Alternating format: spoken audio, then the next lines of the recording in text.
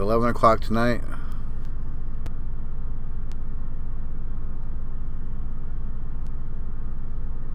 this is where the storm will be. It'll be leaving, it'll be leaving the San Juan area, and it's going to be heading into the Santo Domingo, Santiago area. So you still have time before this thing gets to Florida. Look, it's not even going to get there until the 9th.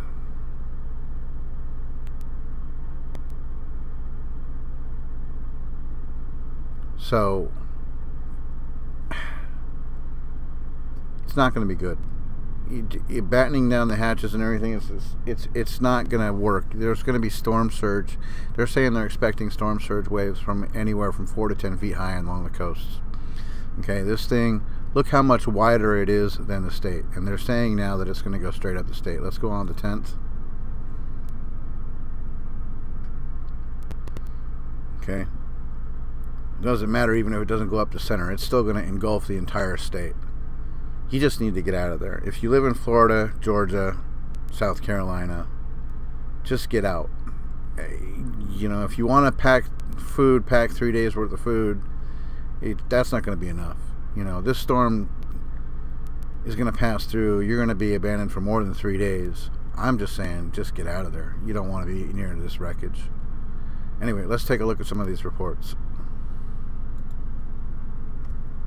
Good morning, I'm Lindsay Janis coming to you live from Puerto Rico, where we are awaiting Hurricane Irma. I want to tell you what this hurricane's been doing overnight first. It has been bearing down on the Caribbean island of St. Martin. People there are being told not to go outdoors under any circumstances. We have been speaking with Americans Holly Morris and Lauren Mayo. They're fitness bloggers on a health retreat there. They're on the 6th floor of a villa. They're holed up there. They describe the sound of the howling winds like the sound of a freight train going through a building. They say the waves and the rain is so powerful it's actually coming through the windows and flooding their rooms. So very scary situation there. We also have gotten some crazy pictures just in the last few minutes from St. Bart's. Cars floating in the street, the result of a massive storm surge. So Hurricane Irma next is going to head to the U.S. and British Virgin Islands this afternoon, and then it's expected to arrive here in Puerto Rico later on this evening. We're already getting a little bit of wind here and some rain this morning, but the full effect is supposed to come just a little bit later on this evening. I want to bring in my colleague Josh Hoyos because he has been listening to the governor's press conferences. He's been speaking to the people here every few hours in Spanish, and you've been translating for us and paying attention. So what did he say just this morning? So at this point, we know that 700 people are now in over 150 shelters throughout the island of Puerto Rico, mainly northeastern portions of the island that were actually under an evacuation warning. Local media has been warning people that the sun that's barely coming out today and the relatively calm winds, albeit considered what we're about to see later tonight, should be not a point that makes people think. Don't be fooled by what's about to happen. By the end of the evening, the entire island will be seeing tropical storm force winds. I mean, Irma will be 35 miles off this coast right here. It's incredibly startling to see an island that has not experienced a hurricane of this magnitude in nearly 100 years. And he's warning anybody that lives near a beach now to go inland. And everyone needs to move inland. If you live near a beach, you need to move.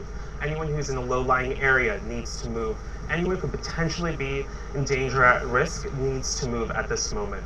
It's too late to think that you could board up your home and sort of hunker down. Yeah, his press conferences have been nothing short of a little alarming, meant to get people to act. He has said things like the time to act is now. It could be a life or death decision. The time is running out to act. So people have been doing things like stocking up on water. We've been to grocery stores and seen empty shelves. People have been getting food, batteries, gasoline. We've been doing things ourselves here at the hotel where we're staying, like filling up our bathtubs in case the power goes out, so we've got some water, right? Yeah, no, definitely. I mean, yesterday we were doing a quick supply run and we stopped by at a Walmart that was entirely out of stock on water. They were barely in stock on bread. Certain food items were completely gone. I mean, basic essentials that people probably thought they didn't need to buy. They thought that this storm would stay off the coast and would not get to this island. It's here. That 24-hour mark yesterday, the governor said you have 24 hours. Your decisions in the next 24 hours will be a matter of life and death that you've been reporting. I mean, it's it. Yeah. We've hit the 24-hour mark. The time is coming here. Just in the next few hours, we're already starting to see the wind. But we spoke to that shopkeeper in Old San Juan yesterday, and he told us that, you know, that people he didn't think were taking this very seriously, and his shelves were full. So some of the locals weren't taking it seriously, but he said they were starting to come in, and they were starting to really start to take it seriously. But this island has not seen a major storm like this, a major hurricane, a Category 5, since 1928. 1928 so was the last time. you can't blame people for being a little bit complacent. No, you can't. And the island has seen hurricanes come through the years. There have been a couple in many people on this island's lifetime. Nothing like a Category 5. Nothing with winds of 180 miles an hour with gusts of over 200. I mean, it's sort of hard to even fathom that 35 miles off this beach, you know, that we've been Category 5 storm. We've been seeing sandbagging happening right behind you all through the morning. They're making sandbags. This hotel has been all hands on deck for, gosh, more than a day here. We have seen them carrying in furniture, tying down everything loose, trying to keep people off the beach. There are a lot of tourists that are stranded here that couldn't get back to the U.S. or wherever they were going, so they're here to ride out the storm as well. And this hotel, by all accounts, sounds like it's very prepared. There's a backup generator here. Power is a big concern. The director of the power company came out today. What did he talked about vulnerability. Yeah, vulnerability is going to be key. At the moment, 90% of the island subscribers to energy still have power. Sort of crazy that at this point 10% of the nation is already lacking power. Right. We've only had wind at this point. Remote parts of the island may not see power for up to 8 months. That's incredible. Parts of San Juan, parts of populated areas of Puerto Rico may lose power for up to a week. I mean, there is that firm belief that people need to be prepared for something catastrophic. And the governor also said today that most of the deaths that happen in hurricanes like this are the result of floods. So there's going to be storm surge, 3 to 5 feet, difficult to predict at this point, but that storm surge together with the rain that's going to come down, we could see some life-threatening flash flooding. And the big concern, of course, not only for residents and tourists who are here, but it's also for emergency service workers. I mean, once winds hit 50 miles an hour, gusts of over 60, it's hard for them to get to people. They've essentially said that they will no longer rescue people. It's too dangerous. And now let's take a look at this in Google Earth. Okay, you can see it's completely covered San Juan. San Juan is buried in this storm, and it is a Category 5. And I'm going to measure this storm across again from arm to arm. So go from the outside arm to the outside arm. Holy crap. Even if I don't go all the way out there, just right about here. This storm is now a Category 5, and it's 720 miles wide. This thing is freaking huge, people. Look at that. Down to the Florida Keys, where they're starting mandatory evacuations this morning. The chain of islands at the southern tip of the state is home to 80,000 residents and a destination, as you know, for thousands of tourists. ABC's Gio Benitez is there on the only road in and out of the Keys. Good morning, Gio. Hey, Robin, good morning to you. You said it. There are mandatory evacuations for visitors in place right now, started at sunrise. I want you to take a look at this because this is the reason why those evacuations are already in place. You see all this water here? We are at the water's edge. But walk with me because I want to show you this. We are also at the road's edge. This is the overseas highway right here. You can see people already getting out of here. This is the only way in, the only way out of the Florida Keys. And so this actually floods because on the other side of this, you have water too. I want you to take a look at some video shot earlier. This is a bird's eye view of this overseas highway. There is a reason why it's called the overseas highway. You've got water on both sides. I've seen storms come through here far less powerful than Irma, and they have flooded this place. It becomes very difficult to do anything then because now you're talking about only traveling in boats. So it is a very serious situation if this becomes flooded, Robin. Key West, of course, also has an airport, Gio, but flights there have been canceled beginning tomorrow morning. The storm's not hitting until this weekend, so why so early? And are people concerned that that may be a way that people wanted to evacuate? That's right. You know, they're actually closing it tonight after that last flight out, 5:50 p.m. takes you to Atlanta. That's the last flight out of here. They're doing it early, Robin, because as you know, residents here in the Keys like to stay put. They don't like to leave the Keys during storms. So what officials are saying is, listen, this is a very strong storm. Take it seriously and get out. I imagine that soon we're going to see a mandatory evacuation for residents too, Robin. All right, Gio, thank you. Right now in the Florida Keys, the evacuation is taking place. Currently, it's voluntary. Eventually, it's going to be mandatory. People are getting out now, and when it's early, they've only got a one-lane road, and that one-lane road is called the Overseas Highway. That's what it's called. That one-lane road runs completely over the ocean, out back up to Florida. So when this storm hits, it's going to drown out that road.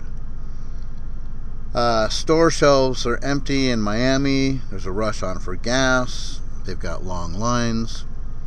Obviously, when they run out of gas and groceries, no one's going to be bringing it back in until the storm passes. Pumps are drying up. There's a shortage on water. They're saying you should have a 3-day supply of food and water for a shelter-in-place scenario. I'm saying just get the heck out of there. Like I said before, there are going to be storm surges, which means you're going to see waves in front of the storm hitting the shore at least 4 to 10 feet in size. Now, if that hits any of the houses or structures, that's it. They're going to be bombarded and torn down. So this isn't going to be good. Now, I also want you to think about, if you haven't heard about it, and learn from Harvey. Okay, people that have been in the water, they're absorbing high levels of aluminum. Pregnant women are going to have complications with their children when they're born. People are going to get sick later on. E. coli is in the water. There's raw sewage in the water. You're looking at the same scenario in Florida. If you stay around and you start wading around in that water, there's going to be disease everywhere. And it may not hit you right away, but it's going to hit you eventually. So it's just not worth it. It's not worth the risk. You're better off just getting out until the damage is done and cleaned up, or coming back when the waters recede. That's all I'm saying. Joining us now from Tallahassee is the governor of Florida, Rick Scott. Governor Scott, thank you so much. I know it's a very busy day for you. Earlier this week, you declared a statewide emergency. What are you most concerned with, sir, at this hour? Well, I want every Floridian to be as aggressive as we are. We're aggressive preparing. I want every Floridian to be aggressive. We don't know exactly where this is going to hit. Just as likely it's going to hit Fort Myers and Naples as it is Miami. The Keys, the Florida Keys are already evacuating. We've got wind, we've got rain, and we've got storm surge. This is a massive storm. Water could cover your house. So I want everybody to understand the importance of this. This is bigger than Andrew. Andrew, we just had the 25th anniversary. This is bigger than Andrew. It will have more storm surge than Andrew, and it sure looks like it's going to barrel right down in the middle of the state of Florida. And many of us certainly do remember Hurricane Andrew, and for you to say that really means something. We have heard reports of gas stations running out of fuel. How dire is the situation, and what is being done, Governor? We're working with our retailers for food, water, and for gas to make sure that we have all those resources. We're asking everybody in our state to get a plan. Right now, we don't believe we have any shortages, but if your store's out of water, they'll be restocking soon. The same with non-perishable food, and the same if you're going to a gas station, they're bringing in more gas. So we don't see any widespread shortages, and we don't believe we're going to have them right now. I'm asking everybody, as you get prepared, 3 days of water per person, 3 days of food. Take enough, but take only what you need. Don't take more. So we make sure we take all of our neighbors. But let's all remember, we can rebuild your home. We can't rebuild your life. Take care of prepare and take care of your family. Be aggressive. We are at the state level. That is great advice there. And are you concerned? There are some mandatory evacuations in the Keys, others voluntary at this moment. Are people complying? Well, as you see right now, people are leaving the Keys. We'll start seeing more evacuations. Miami-Dade already started to do their special needs individuals today, and they'll be doing more. So as we see the storm getting closer, there'll be more mandatory evacuation around the state. Listen to your locals. Listen to them. Just remember, this could be an unbelievable storm surge. We're talking about water that could be 10 feet, can go over your house, can go farther inland. This is way bigger than Andrew. A lot of people remember Andrew was not a big storm surge storm. This could be much worse. So, and it's both coasts right now. It's right up the middle of the state. So everybody's got to be prepared. You can't rely just on government. Everybody's got to be prepared. Good to know how proactive that you are being, and of course you have to prepare for the worst, and we are all, though, praying for the best possible outcome. Governor Rick Scott, thank you very much for your time this morning. You take care. Thank you, Robin. Have a good day. Thank you, sir. All right, now just as a frame of reference, let's move over from the storm here. And let's measure the width of Florida, if we can remove the clouds here. All right, so in the widest point of Florida, 159 miles. Okay. How long is Florida? From tip to border, 387 miles. Do you see the perspective here? That storm can completely cover Florida. It can completely cover parts of Georgia from border to border here along just this line where we think it's going to hit, 237 miles. That's a 720 mile long storm, okay? So let's go 720 miles. Right there. That's how big this storm is. You do not want to be in the way of this thing. I'm saying get out. Let's go back to Ginger for more on that Florida threat. And I thought it was so great. He was talking about impacts across the state. You could see inland flooding from Tampa up to, say, Orlando, anywhere throughout the state of Florida, even into the Carolinas eventually. But storm surge, just as the governor was saying, a huge deal. We wanted to give you an idea of what it may look like. So storm surge comes from water piling up in and in front of a storm. As it approaches land, approaches some of those coastal towns and homes, you see how quickly the water can overtake and actually even move from the foundation some of those homes. All it takes is 4 to 6 feet in some cases, depending on what the elevation is. And we know that Miami floods easily. So we just did a worst case scenario here with storm surge to give you an idea of who would be flooded. If you had a 3-foot plus storm surge, you'd see those areas in yellow start to go underwater. You have it higher than that, and we start to see the areas in red go under. So this is a lot of Miami Beach. It's a lot along the coast and a lot around some of those low-lying areas. George, we're going to be seeing this in the next coming days and have details on more of the impacts and that inland flooding. Remember, the truth is out there waiting to be found. Wake up, take the red pill, join the red pill info war. Break the matrix, free your mind.